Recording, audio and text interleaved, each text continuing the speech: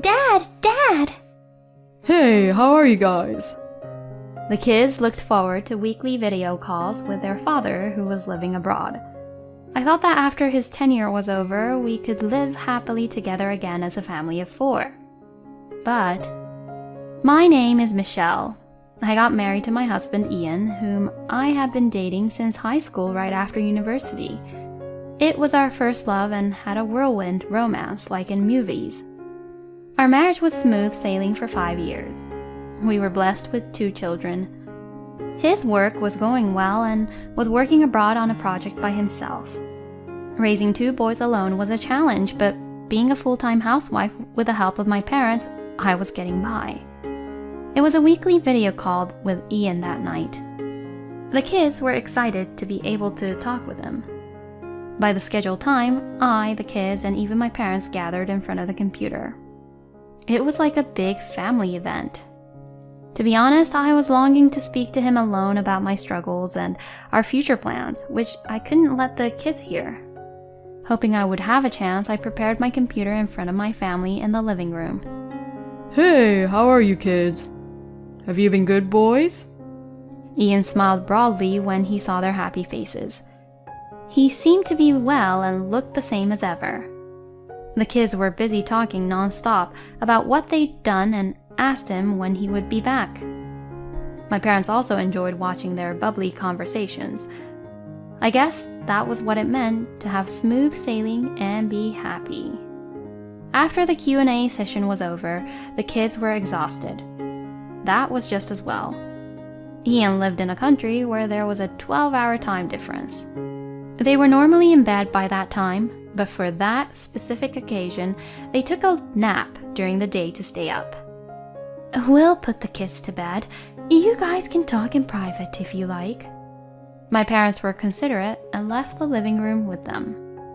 I appreciated them for doing more than I could expect. We talked for half an hour about the kids' growth and future plans. And Jack finally managed to swim 25 yards the other day. He just wants to swim every day now. And Dean's doing very well in school and his teacher praised him. I'm looking forward to their future. Lately, I've been thinking, thanks to your work, we have a good life. But when I think about them growing up fast, I want them to have a little more time with you during this sensitive period. Of course, I know it's difficult. I understand, but these couple of years are very important for my career. If the project succeeds soon, it will be easier for me to come back. I'll be able to spend more time with you guys then. Let's be strong for them. He encouraged me. After that, I gossiped a bit about mommy friends and asked him about his plan for the day. Soon I reached the limit of sleepiness. My parents, who had put the kids to bed and returned to the living room, also looked tired. I'm sorry, I'm exhausted now. I have an early start tomorrow, so I'm going to bed. I thought I had hung up the video call. My brain must have shut down already because I turned off only the camera and the speaker, and the call itself was still connected. I must have looked to Ian as if the call had ended. I felt satisfied after having spent some quality time with him. Thank you guys for putting them to bed. Let's recharge our energy too. Good night. I was about to get up from my seat. Okay, one thing is done. Hello, I'm done with the family call. You can come over now. I heard Ian's happy voice calling someone. Huh? Still on the line? Apparently, someone was coming to his place. He mentioned earlier that he had to go to the project site later for an inspection. I wondered if it was someone from work. I had a bad feeling when I heard his overly sweet voice. The sleepiness that had made me feel as if I could sleep as a log earlier had vanished. I told myself that it was probably just a colleague picking him up. Hopefully, it was just unfounded anxiety and nothing was going to happen. Even though I thought so, I clicked on the record button on the screen. Ian had left the room to take a shower, and only the bed was in the view. My parents also seemed to be a little uncomfortable with the tone of his voice. He can't hear us now, can he? My mom asked in a hushed voice. The camera and microphone are off right now, so he can't. My dad warned me that it wasn't nice to peek into his privacy and that I should have turned it off. Just a little bit until he leaves for work. I want to see how he prepares for work, please. I persisted, and the three of us continued to watch the screen together. About 15 minutes later, the doorbell rang, and I heard Ian saying, "Hold on, coming." I still didn't know what to expect. There was nothing wrong with taking a shower before going to work and having his colleague pick him up. I still couldn't help but feel uneasy and suspicious about his cheerful voice. I saw him get out of the shower and walk across the bedroom in his bathrobe. I thought to myself, oh no, it's finally happening. He wouldn't wear a bathrobe when his colleague is picking him up, right? The closet is probably in his bedroom. My mom was anxiously talking to my dad and me. Then we heard a woman's voice in the distance. We saw her, probably in her 20s, with her hand wrapped around his waist, come into the screen. I wondered if happiness was something that could fall apart so suddenly. Thinking so, I stared at the screen with my parents. This is it, isn't it? It's unbelievable. I tried to come up with something better to say, but my throat felt tight and nothing else came out. I'm going to hunt him down. Otherwise, I won't be able to calm myself. I'm keeping quiet for now for the recording of important evidence, but I'm going to make sure he takes responsibility for this. My dad was furious. Ian was lying on the bed with the woman kissing and playing with her breasts on the screen. I felt like a fool, wondering what I was doing. I wish we could go on another trip. We spent quite a bit last time. Do you still have any money to spare? She asked while showing him the pictures of their trip on her phone. Don't worry, I've told the accounting guy to separate my paycheck stubs. My wife doesn't know how much I get paid. I also handle the family savings, so even if I spend a little, she won't know. He was very relaxed. While I was raising the kids here, he was enjoying a trip with his mistress. Moreover, as far as I heard, they went to a place I had repeatedly told him that I wanted to go. And then, sure enough, they started doing the deed. I felt nauseated, but my parents and I watched them on the screen with blank expressions. My dad said, You don't have to watch all this. Go to bed now. It's harmful to your eyes. I'll have to see it as evidence later anyway, so let me just get it over with. I put on a brave face and replied nonchalantly. After they were done, and just as the mistress was about to leave, I quietly turned off the computer. It was already 3 a.m. We all must have been overwhelmed by mixed feelings, and I could see that my parents were exhausted. Guys, let's go to bed for now. We went back to our respective bedrooms, but I could not sleep at all.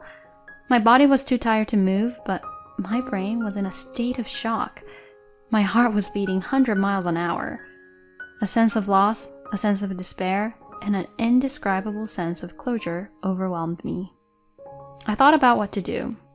I wondered if it could have been all a dream when I woke up in the morning. Who was that woman? So many thoughts were going around and round in my head. As I was fighting the sick feeling and trying to regulate my breathing, the morning came. "What's wrong, Mom? You don't look well." My kids were worried. "Sorry, I was talking to your dad until late and didn't sleep much last night." I made up a little lie. Your mom is tired today. Nana and I will drop you guys off. My parents took over my task for me. Get well soon, Mom. Let's go. The encouragement from the pure and kind kids almost brought tears to my eyes. I tried hard not to cry and send them off with a smile. I needed to get some sleep. I couldn't think straight. I drank a glass of water and went back to the bedroom. Ian was supposed to come back in 2 months.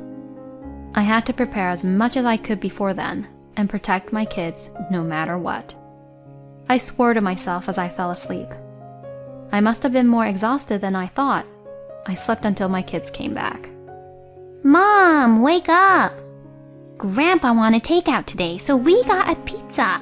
Hurry, hurry. Jack woke me up, and I staggered into the dining room.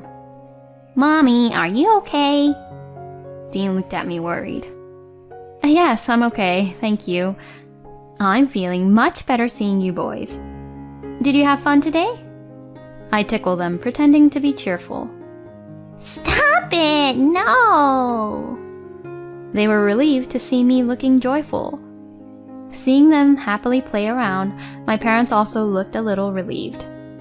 You can't fight a war on an empty stomach. As I ate my pizza, I thought about the future. First, I told myself to find out who the woman was, and then took a mental note to make an appointment with an attorney. There was no end to what I would have to do if I started thinking about custody, alimony, and so on. For the time being, I thought it would be best to consult an attorney. I didn't want to spread the rumors by consulting my friends. Fortunately, I was a housewife and had time during the day. After dinner, I put the kids to bed and called my parents into the living room. About yesterday, there's no point in dwelling on it. If I didn't have kids, I would have procrastinated. Strangely enough, when I thought about them, I became calm. "I need your help." Then, without a pause, my dad said, Of course. While you were sleeping, I called an attorney I used to know. I know him from when one of my friends was cheated on by his wife, he said proudly. I was very grateful, but I knew it was nothing to be proud of. I turned to look at my mom. I will help you as much as I can. I trusted Ian so much, but he betrayed us. I wouldn't be satisfied if I didn't do anything. She readily agreed. I wasn't sure what she was planning, but she seemed to be enjoying the situation. I made an appointment with the attorney this weekend. Can you be there? My dad asked about my schedule, and my mom said, Don't worry, I'll watch the kids. The next day, we started rolling. We had 2 months until Ian's visit. We wanted to settle everything before then. First, I checked all the SNS. It was surprisingly easy to find out about his mistress. She worked for the same company as him. She was a secretary at an overseas branch. I went to his company and explained the situation to his local boss to get his help. His boss was at first puzzled, but as soon as I showed him the video of the infidelity, he held his head in his hands. I am very sorry. I will share the situation with my supervisor and take the appropriate action. Next, we discussed filing for divorce, alimony, and the necessary information with the attorney. The video evidence of his infidelity alone was conclusive, and I also had a copy of the bank statement and contact information of the mistress. It was almost perfect, so I was told not to worry. Of course, I had to report it to my parents-in-law. At first, they denied the accusation and said I was making it up to get alimony. But as soon as I showed them the video, they fell quiet and apologized to me frantically. We are so sorry. We will do everything we can to help you. The most painful part was explaining the situation to my kids. I honestly didn't know what to tell them. If I lied and told them that he couldn't come home for a long time because of work, they would grow up looking forward to visiting him without question. I didn't want to do that. I made up my mind and told them. Your dad lied to me in a very unforgivable way. I'm very hurt. I can't live with him anymore when he comes back. I'm sure you guys will miss him, but will you come and stay with me? They didn't seem to understand the gravity of the situation yet, but they said they wanted to be with me. I couldn't help but cry. I'm sorry. I'm very sorry. Then came the day Ian returned.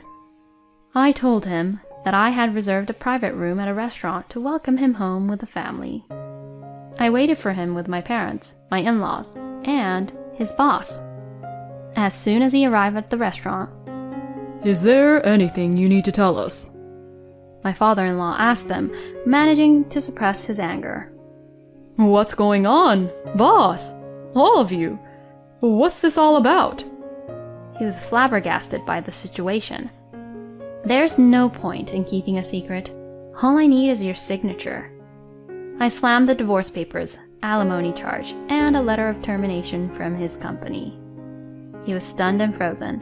and my in-laws started yelling at him. I told him to speak to my attorney and left the restaurant with my parents. After that, I want to start over with you. It was wrong. I love only you with all my heart.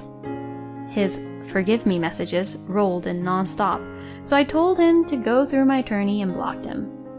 He staked out in front of my house a few times and tried to clear the path through my parents. He intentionally bumped into them and spoke to them in a strangely friendly manner. He tried various ways to get close to me, including talking to mutual acquaintances. Of course, I brushed them off.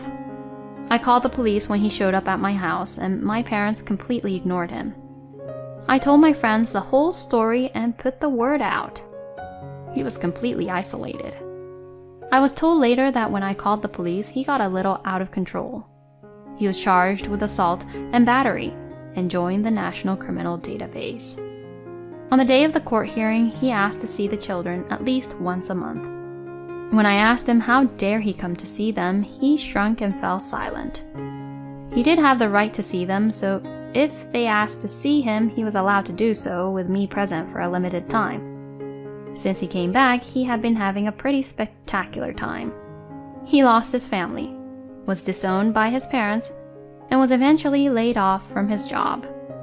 He was living on the edge while working part-time jobs to pay alimony. The salary he lied about and the savings, which were used up in the end, were used against him to make up a considerable amount of alimony. He also broke up with his mistress. He couldn't afford to pay child support, so his parents were paying on his behalf as a way of apology to their grandchildren. He was seeing the kids in the beginning, but as they got to the age when they understood what had happened, the less often they asked to see him. From the day I found out about his affair to the day of divorce passed like a storm. It's a funny story now. To be honest, I don't have an ounce of sympathy or sadness for him anymore, no matter where he is or what he's going through. As for me, I invested the alimony in stocks and was very successful. I was able to send my kids to college without any difficulties. Now that my kids are independent, I bought a small house in the countryside and I'm enjoying a slow life by myself. What I enjoy most now is seeing my adorable grandchildren. Although it's not a convenient place like the city with everything you need, it has a lot of nature, clean air, and a very pleasant community. I don't have a lot of reasons to go to the city, so I'm satisfied with this tranquil place. I have a family who loves me very much. My sons come to visit me with their families during the summer vacation. I spend my days thinking, I'll never want to give up this happiness.